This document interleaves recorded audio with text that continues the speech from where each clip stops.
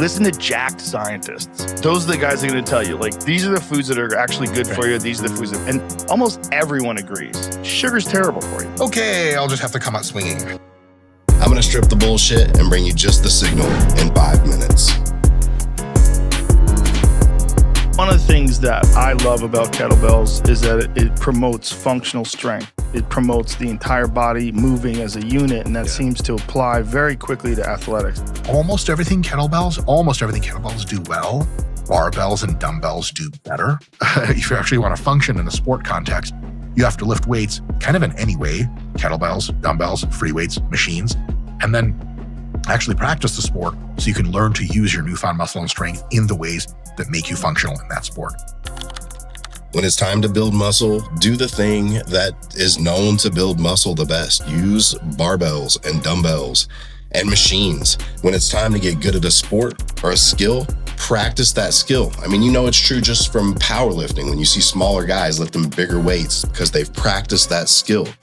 You can take muscle and it's like gearing a car. You might have all this horsepower and maybe it's not geared to explode off the line, but by practicing a specific skill or doing like plyometrics, you take that muscular horsepower and now you've geared it to explode in the way that you need it to.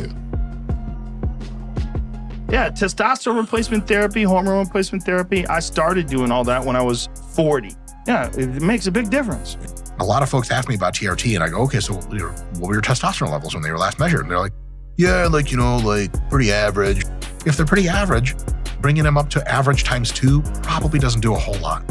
If they're very low, bringing them up to average or beyond is going to do wonders for you. And many people hit what's called informally andropause when their natural testosterone production falls off in their late 30s and early 40s and sometimes mid 40s. And so Joe's timing for his TRT is actually quite good. The first thing that happens is they want to find out how much you're sleeping, how stressed out you are, what do you eat? And sometimes their low testosterone is also caused by the fact that they have too much stress, they sleep like shit, they eat like shit, and they're basically booze hounds. If you cut a lot of that shit down substantially and improve your life, you may not need TRT. Duh, right? I mean, don't be drinking too much, get your diet under control, sleep well, and then if you get your test levels checked and you're below average, you want to consider going on TRT.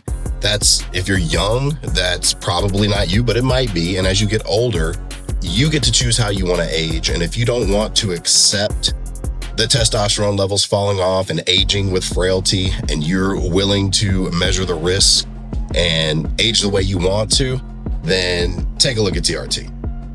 And also, once you're on TRT, I think it opens the door to safely doing small amounts of some other things. Check out my other videos on my channel that get into that. Almost everyone agrees. Sugar's terrible for you.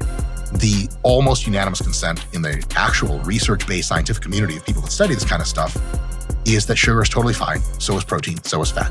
What really matters is having them in moderation, in a balance, and making sure your calories are not excessive so that you're lean and of a body weight that allows you to be healthy. I started back on the carnivore diet. Like, one of the first things that I noticed, like almost immediately, was that I had an extra gear verbally. My energy levels are completely flat throughout the day. There's no crashes, There's no peaks and valleys.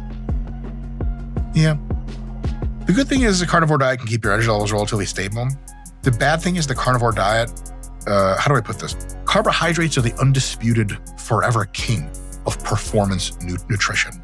I got to stick up for Joe a little bit here because I think Dr. Mike, while he is technically correct, he's not considering the practical implications. For most people, there is too much sugar in their house, in their food. There's added sugars. It spikes your insulin levels. It makes you feel insatiable, and then you cram more bullshit into your face and you get fat. Look, if you're counting calories or you're a bodybuilder like Dr. Mike, then sugar's not bad so long as you're hitting your macros and protein goals and keeping calories under control. It's not going to be a problem for you, but most people aren't doing that. Most people are looking for a way to feel satiated on less calories.